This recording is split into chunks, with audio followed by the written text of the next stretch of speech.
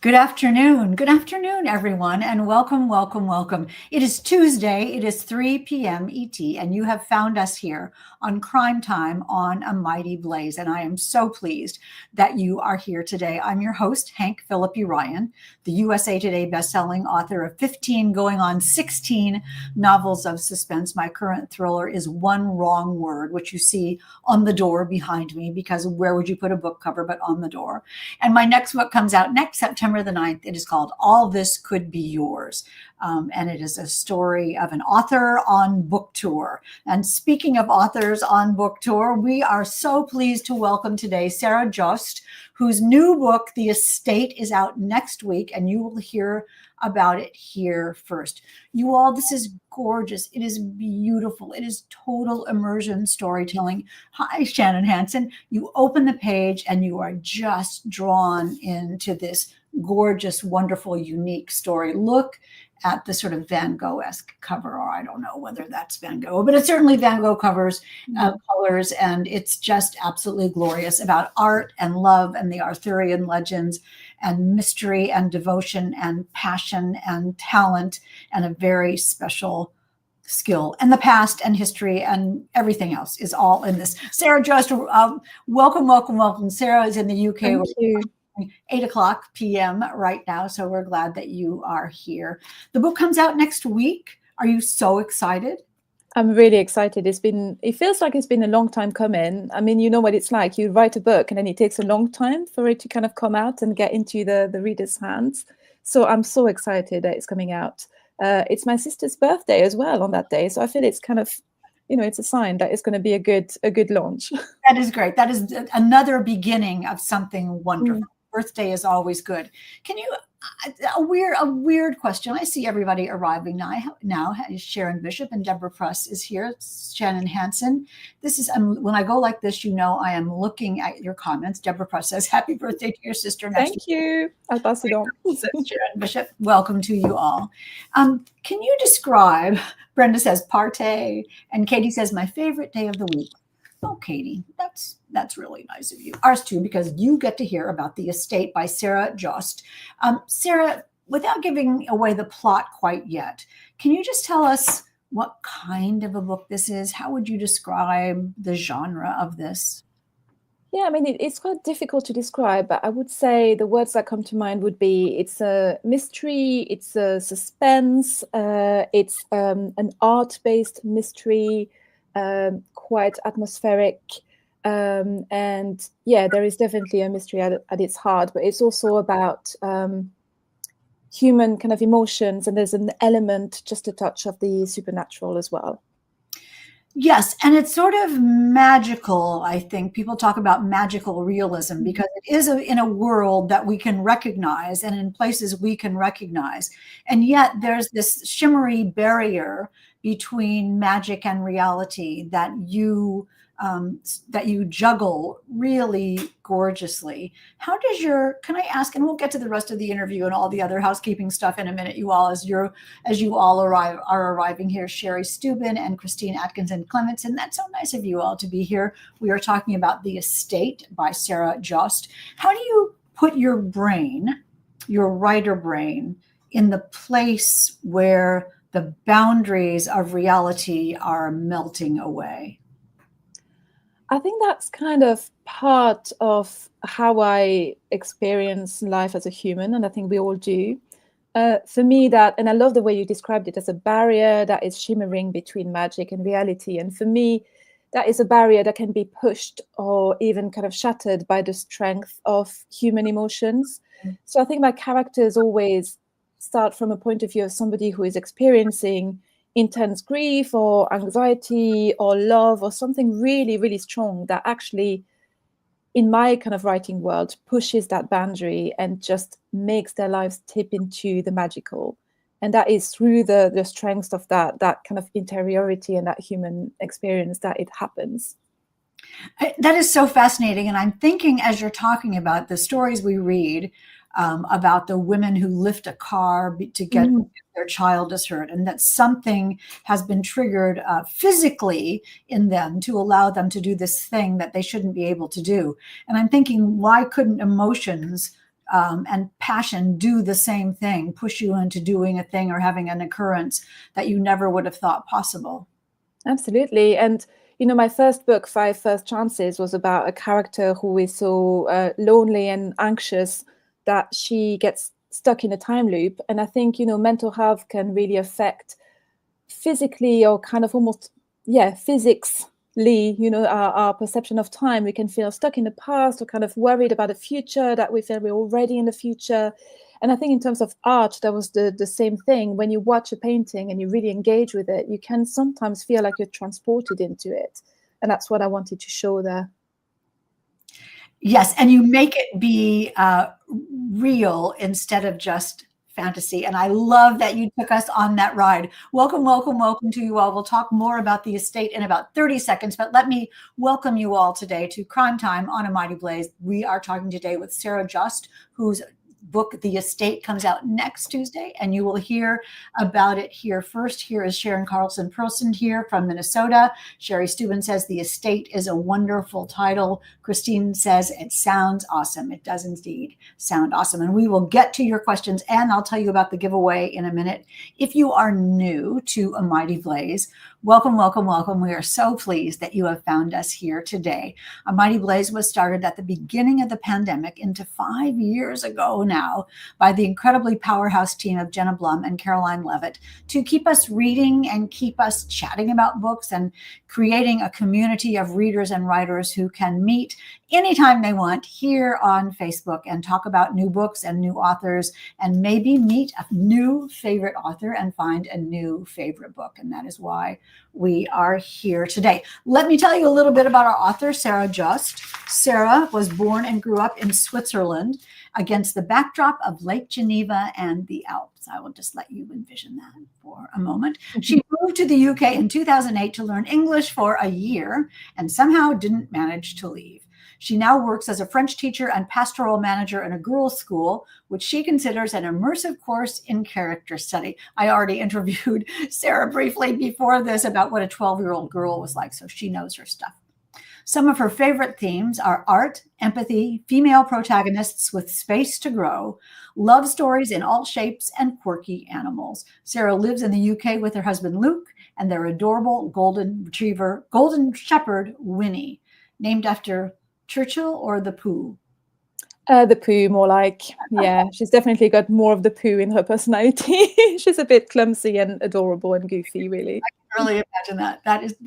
That is really great. So let's talk about, and let me also tell you all, almost forgot, we will be doing a giveaway. Well, we won't, Sarah will, and her publisher will. We'll be doing a giveaway of The Estate. So save up your questions, save up your comments, put them in the chat, and anyone who puts in a question or comment or just actual applause or adulation, or tell us your favorite painting or your favorite piece of art, put that in the chat. We would love to know that, and you will be entered to win a copy of The Estate by Sarah Jost. So Sarah, just if you can tell us a little bit, just tell us briefly what the book is about. So The Estate is the story of Camille Leray, who is a kind of French and British dual national, and she speaks French and English, but she lives in the UK. She works in London in an auction house as an art expert, and her job is to sell the art that comes in, especially sculpture, for the highest price, and to authenticate and work on studying the works of art to sell them. She also has that magical gift that we mentioned before, where she can enter the physical world of a work of art that she engages with.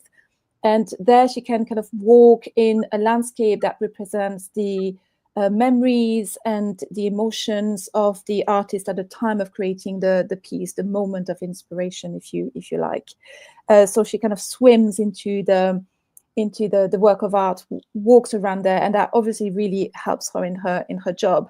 However, that gift goes wrong at some point, and she starts burning out and feeling that there's something wrong about a sculpture she's been asked to authenticate, and that leads to quite a public kind of professional breakdown, which means that she loses her job. But at that point, when she wants to repair her reputation, she gets an email from a very rich and very charismatic French aristocrat called Maxime Foucault, who she has kind of met in the past, and she's got a little bit of an obsession for, inviting her to go to his very beautiful estate in Brittany, in France, to authenticate and work on some sculptures that he has rediscovered recently that he suspects might be by her favorite sculpture.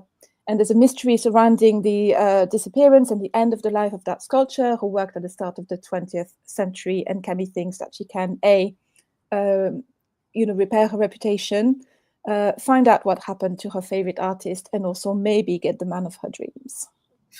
And I mean, how amazing does that story sound, you all? It is absolutely, completely beguiling. And I can tell you that what Sarah told you happens in like chapter 1. That is just the beginning of this absolutely powerful story. So you can understand that if someone can actually enter a work of art, be in a painting, go into the world of the painting, or go into the sculpture, all the things that could be discovered about that, including who really painted or created it, what the feelings of that person were at the time, what the goal of it was, and the whole story that formed itself into that one particular thing. Just like writing a book, we enter the world of the book as a reader and try to parse what the writer felt at the time and exactly why the writer created it. How did you what was the first domino that fell in your mind about, I'm going to write about a book about a woman who can enter works of art? I think I've had that idea for the longest time. I mean, I love history of art. I love engaging with art. I studied some of it at university, and I'm just fascinated with artistic expressions in all forms, really. So that's always been on my mind. But I think that the form or the kind of strength of Camille's gift took a long time to develop. And I think she was much more passive at the beginning. She would just kind of tap into things and not really be able to impact on that world, or really not be that active. She was merely a witness and an observer of what was happening. And as I was rewriting it and working on it with my editors, I kind of decided that it had to be an integral part to the plot and to what she was doing and how she grows and the decisions she has to make. And her power had to become much more active. So the idea has been here for a long time. Like I said, I really get fascinated about the points of the kind of borders or the liminal spaces between our actual real experience and everything that is in the world of the imagination. And I think art was a very natural point for me to stop on, if that makes sense. But the nature of that gift really evolved throughout the drafting process. I can understand that, because on its face, a work of art is something that is distilled from someone's mind and skill to present an idea or a thought in a visual kind of way. But when you give someone the power to go into it and you make it be sort of cute and adorable, and I know just what it feels like to be, I know just what the Mona Lisa was thinking, but you have pushed that past sort of cute and into that Camille doesn't really have control over it. And it's may not be such a gift. It's almost the same as what you allowed yourself to do in writing her, isn't it? Yes, I think it is. I think her power gets quite dark at times in the book, and I think it was because I was also interested in playing with my own process as a writer, and when we feel we're being objective about something, when we feel like we can tell what is objectively good quality or not, and when we fool ourselves that we can avoid getting sucked into a work of art or sucked into the process of writing, and that sometimes it can almost make us go below the surface and make us feel like we're drowning in it a little bit. So I was really interested in working with that. I was at the time feeling really at the edge of burnout as well myself in my professional life and trying to manage everything. So I think that kind of feeling of burnout has manifested in her power, and the way that she feels sometimes she's not in control of it, and it takes her in and doesn't want to let her go to the surface again. It represents so much of how we try to be in control of our lives. Mm, Sometimes there are powers and things that we really can't control. And one of the things that pushes her into this is passion on many levels. mm. Love lost, love needed, love wanted, love feared, love desired. Can you talk a little bit about the romance element of the story? Yeah, I mean, I think I can never not write a romance and or a love story or a character who is pining for romantic love in some kind of form. Um, and I really wanted a love story in the estate because that's what keeps me interested in writing as well. But I was quite interested in having two different characters. I don't want to give too much away, but there is a bit of a love triangle or maybe two different options for the main character. And I was really interested in making them kind of play against each other and then represent two different things that somebody might want in a romantic relationship, so that my main character would have to choose what she really wants and where her integrity lies, and um, what is more important to her in life. But also there's a bit of growing up I think she has to do, and I think we often grow up best through our romantic stories, really. And I love how you parallel the romantic stories of the present with romantic stories of the past. Mhm. Did you weave Arthurian legend into this, and why did you decide to do that? So, alongside studying for history of art, I also studied medieval French because I am cool like that. And that's all the stories about the first novels that were literally written in the whole kind of Western world, were those knights and Arthurian legends. So that's what I studied at university, and I was really fascinated by, again, the magic and the kind of real rules of society at the time, headbutting against the fact that you could go into the woods and suddenly you see a river and there's a fairy there, and you're not sure whether it's a woman, it's a fairy. You don't know which kind of world you're living in.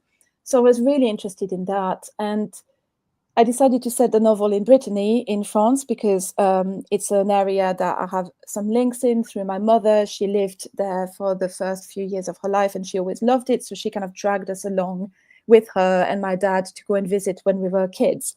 So I love that area because it's really kind of atmospheric and really beautiful. So setting the castle was really natural and came as an evidence. But then I rediscovered all those legends that were kind of set in the same area, the Brocéliande forest, where all those knights had kind of made their mark. If you want, you can all go and visit the sites if you want to. So it kind of just clicked together at that point. The castles, Arthurian legends, the kind of lakes, the forest, the rivers, the mystical element. And yeah, I loved exploring all of that and playing with it in the novel. And it is, after all, called The Estate. We are talking about The Estate by Sarah Jost. And why is it called The Estate? Talk a little bit about the castle and how our main character first comes upon it and what it is and what it means. And is it a real place? So it's kind of based on a collection of real places. It was made up, but I did do a research trip. I think writing a book is always a great opportunity to go and visit places you want to go and take a trip to. So I went to Brittany a couple of summers ago, and I got a really lovely local guide to take me around all the Arthurian places and to show me the best castles that they had on offer. There wasn't any particular castle that was perfect for what I had in mind, but I kind of took different places and used elements of them to create that estate, which is called Le Château d'Arvor. I think in particular there was one castle called Cambourg, I think, where the French writer Chateaubriand had lived, and there was that anecdote about him being kind of locked in a very far away, very cold turret by his father, and kind of trying to strengthen his character and the darkness of the nights. And I was really, really amazing to kind of immerse myself in that atmosphere. So I kind of borrowed that kind of medieval part of it, but I also wanted the classiness of a beautiful French estate, a bit more like kind of Versailles inspired as well. So I kind of made the castle with loads of little bits of it. And my character Camille then comes across the castle because her mother herself was obsessed with it. And she actually, as a child, she nearly drowned in the lake. And that kind of is what triggered the first manifestation of her magical power. She then met Maxime, the son of the aristocrats who live in the castle, and that's the first time she met him, and she met him a bit later on in her life as well. And that was kind of the starting point of her obsession for the estate and for him, and also for the sculptures that are in the attic of that beautiful place. The sculptures in the attic. And I'll let you all find out about that. We are reading The Estate by Sarah Jost. I'm interested in that. You're saying that this castle is sort of an amalgam, but so you created this in your mind, and it's so detailed. It's so gorgeously detailed. Every room and the fabric and the beds and the food and the kitchen and everything is so perfectly detailed that it must have felt sort of total immersion for you to write it, to go into the castle in your mind. Is that true? Yes, it did. I mean, I think, there comes a point after you do a lot of research. I watched some videos and I looked at a lot of pictures of castles, and I took a long time to look up the kind of castles in the area and to pick what spoke to me in their style and their atmosphere.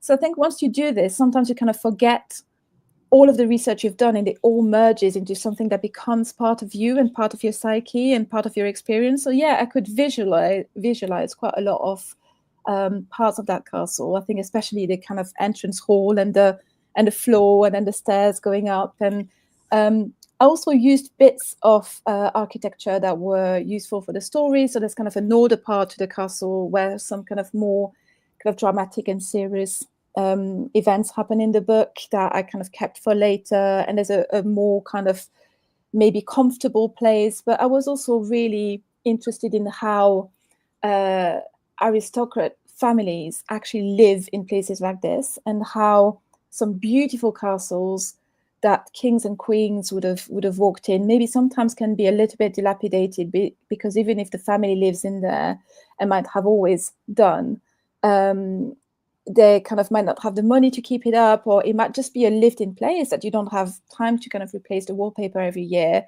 or to kind of plaster over the cracks in the ceiling. So I like that element of those places as well, to make the castle feel a bit more lived in. And there are elements of duality throughout this novel, whether somebody is who they say they are, who their past and identities are, that the estate had a past and has a present and has a future, and that Camille also lives in two different worlds a lot of the time. And your book, your this is a piece of art as much as a painting or as much as a sculpture is. A book is a piece of art. The words are painting a picture for us to start the vision in our minds. Do you think of it that way too? I definitely do. And I think for me, when I write, I think of it as layering as well. It's kind of adding layers to the story and echoes and kind of different stories at different level that speak to each other, things that happen at the beginning that speak to something that happens at the end. So I very much think of it like a painting that you layer down, and you kind of use all of those layers to create the atmosphere and hopefully immerse the reader. So yeah, that speaks to me definitely. And one of the things that Camille can do is to discover whether the artist might be hiding something that isn't on the surface of the final piece of work. And that's what you're doing as a suspense author, as you're hiding little puzzle pieces in the framework of this work. Was that fun to do? And did you think about how you were doing that in the layers? It was really fun to do, but I think it took me a long time to get it right in terms of the pacing of it. I never set out to write a mystery or a suspense novel. I think it's the nature of the work of an art authenticator, an art expert, and the kind of detective work they have to do that led the novel to that direction.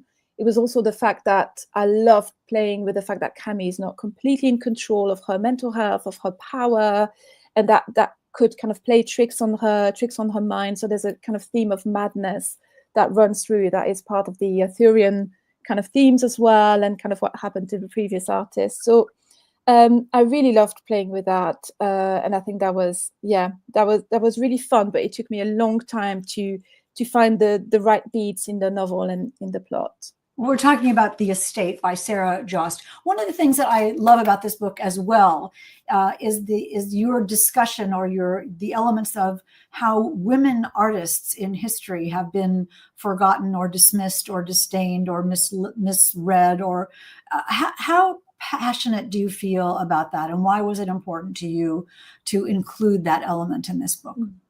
I feel hugely passionate about it, and anybody who would read the book and then read the acknowledgements would find that I based partially my artist on Camille Claudel, who is a French sculptor who was Auguste Rodin's muse as well and lover, and who created herself incredible works of art that are in the Musée Rodin in Paris. And I would really recommend that anybody in Paris goes to see her work in his museum.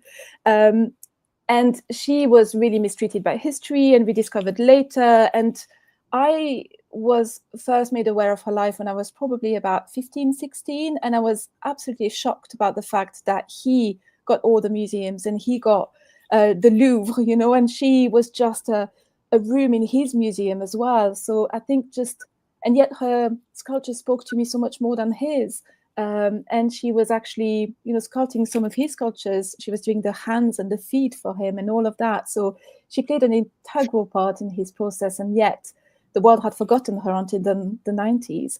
So I think that's really, really important to think about. And I think there's a lot of female characters in the book who are experiencing a similar kind of disdain, or maybe who are kind of seen as unimportant and their voice don't matter as much, and who fall silent because of that, who then reclaim their voices. So that was part of the whole book.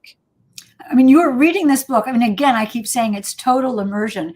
Just sent me off to research, you know, all women in art and forgotten women in art, and finding out what in your book was real and what in your book was fantasy. And it was just so much fun to explore this world.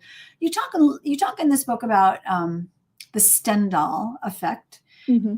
Tell us a little bit about what that is, and has that ever happened to you? I mean, not that you're fainting, but that you just had a powerful moment of seeing something that spoke to you. I mean, keeping talking, but we even use that phrase, don't we? That art speaks to me. Yeah. And it can't speak, but there is an emotional connection that we have with some things. I remember when I was growing up, my parents had art books with slick pages of representations of art, and they were this big Skira art books, and I still have them.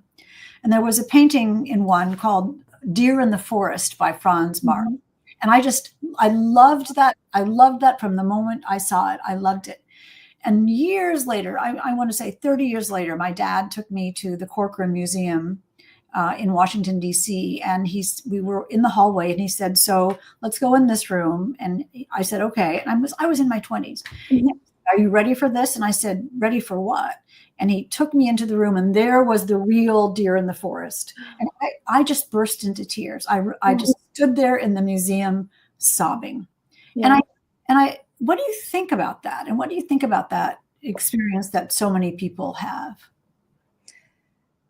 I think it's wonderful and amazing, to be honest. But so the Stendhal effect, I think, was described by the writer, French writer Stendhal, after going to Florence. And there has been, I mean, it's disputed whether it's an actual thing or not, but some doctors in Florence's hospitals have noted that there's a high proportion of people who are taken ill after visiting too many beautiful museums or churches and being exposed to too many incredible pieces of art, and kind of fainting or feeling really ill afterwards, almost kind of overwhelmed by emotion. And that's something that is described as typically from Florence, because you can't walk into any church there without seeing something that you've seen everywhere, and that is an incredible piece of art. I think for me, that was one of those examples where there are things in our actual human experience that are almost kind of teetering at the edge of supernatural in our emotions and how we relate to other human experiences. So that's why I put that in the book, and that was kind of the starting point for Camille's power. For me, there was something that came to mind when I started to play with that. But in terms of really strong responses in front of pieces of art, for me, that's that's really natural, and that's quite obvious that yes, human beings would react like this, and we all react to a different piece of art in a different way for different reasons. And I think that is what is so wonderful. I don't think I have ever cried in front of a piece of art, but I have definitely been kind of spoken to by something and just kind of felt that this particular painting had something really special that kind of spoke to me, and I couldn't take my eyes off it. And I was completely fascinated and couldn't almost understand that what I was seeing was only kind of paint and pigments on the canvas. You know, it just goes beyond that. And the same with words in books, especially in your book, The Estate. It's more than just words on paper. It goes beyond that. And it allows your readers the portal into this whole new world of art and possibilities and passion, and Camille's search for what she needs, whether it may be what she thinks she needs or what she discovers at the end is what she needs. Sarah, thank you for this. You are absolutely amazing. I could talk for you for hours about this, but let's let the readers give you some questions. Deborah says, hey, Deborah says, did you come up with the title? Did you have any input in the cover? So I wish I could take ownership of the title, but it's actually my publisher, my editor, that came up with it. Originally, the book, in my head, I had a working title, and normally they kind of stick with me, and I can't think of anything else, even if I know it's not quite right and it doesn't tell the reader what's in the book. Originally, it was called Night Swimming, which is the title of the sculpture that Camille is obsessed with and wants to find as the last piece that the sculpture she loves has created, and that is allegedly lost. So that was the name, but I really could understand that it would have led the readers to think it was about swimming at night. And there is some of that in the book, but it's not entirely what it's about. So they suggested The Estate, and I straight away loved it and said, yes, that's absolutely the right title for it.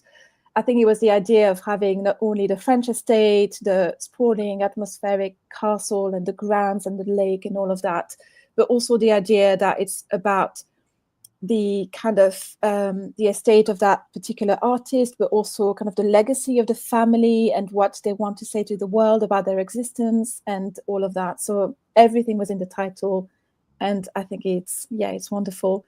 And the cover, I just received it in my inbox one day, just landed, and I just loved it. I mean, it was pretty much, apart from the font, I think it was pretty much as you can see it here. And I just fell in love with it straight away. I think it's absolutely beautiful. And it was exactly what I didn't know I had in mind. So, yeah. So it was really, really easy for this book. The team did an amazing job. I love that. I was over the moon. You had in mind. That couldn't be more perfect. Yeah. Katie says, do you see yourself in any of the characters? Hey, Katie. I think I see myself in Camille a little bit. I mean, I think somebody else put a comment earlier on that she was definitely a flawed character. And yes, she is. I don't seem to be able to write characters that are not flawed. So I can only apologize for that. But I think, like I said, at the time I was feeling very overworked and kind of asking myself a lot of difficult questions about what I wanted in life. So I think I definitely poured some of that into Camille.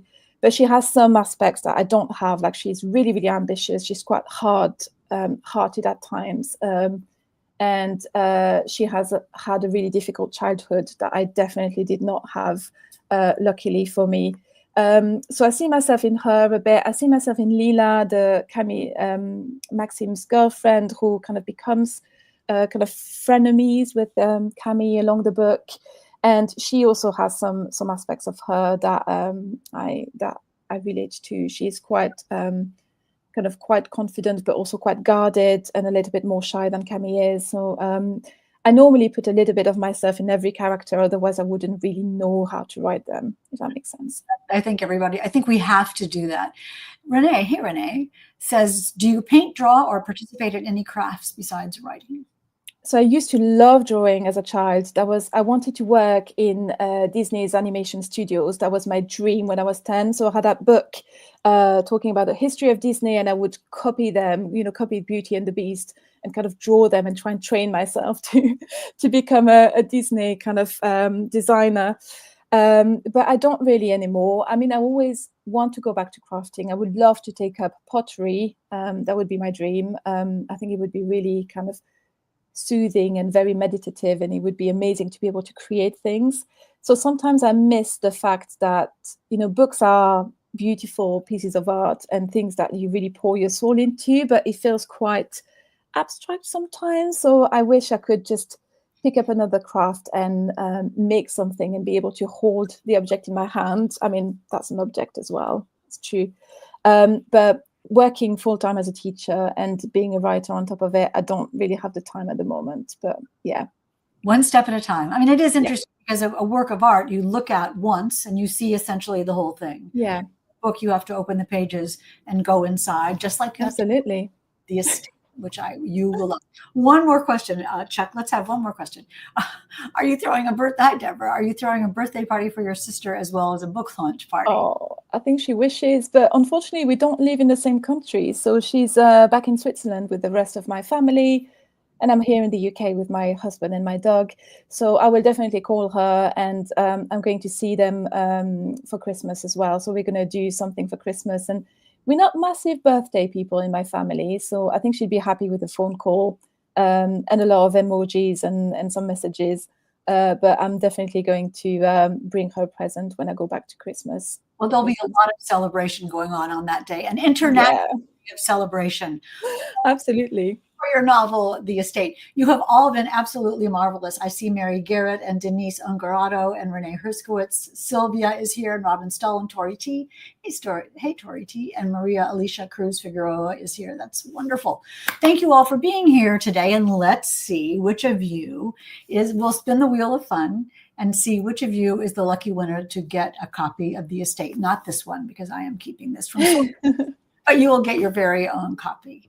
And here we are spinning the wheel of fun. I love this. I love to see all of you who are here. And the winner is Shannon. Shannon, that's great. Shannon has been at Crime Time from the very beginning. So I love when our stalwart fans get to win a copy of the book. So Shannon, you know the scoop. You'll get an email to email me, and I'll email Sarah's publicist, and they will get you a book. And that is exactly how this works. Amazing. Congratulations. It looks like you have a lovely dog as well, Shannon. That's great. She does have a golden retriever. Absolutely. Is that a golden, Shannon? Yeah, I think it is.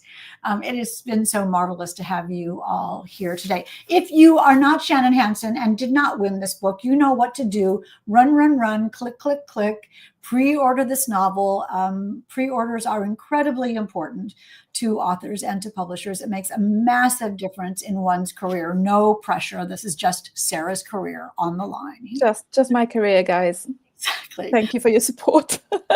Run, click, and tell the world about The Estate by Sarah Jost. If you are looking for a gift for an art lover for the holidays, this is the perfect total immersion novel for them. Sarah, let me just ask you to stand by for 1 minute. You all, we have Crime Time, our second hour of Crime Time today at 4:00. So at 4:00, we will have another fantastic book, Pony Confidential by Christina Lynch. Pony Confidential is talk about magical realism, is sort of Watership Down meets Black Beauty meets Nancy Drew if Nancy Drew was a pony. And I will just amazing. I burst out laughing at every page. It's clever and hilarious. Pony Confidential. We have been talking today about the gorgeous and lush, atmospheric and beautiful art mystery, The Estate by Sarah Jost. Sarah, thank you for being here today. You're amazing. This is wonderful. Thank you so much for having me. It was really good fun. And thank you to everybody who tuned in to listen as well. Thank you. Our complete pleasure. And I know you have a lot of new fans now. So all of you Crime Timers, go get a cup of coffee, go get a cup of tea, go get a glass of lemonade. Come back here in about 20 minutes to hear Christina Lynch with Pony Confidential. You do not want to miss this. I almost said you'll get a kick out of it, but I would never say. I would never say such a thing. Love you all madly. And remember, until next time, it is always safe inside a book.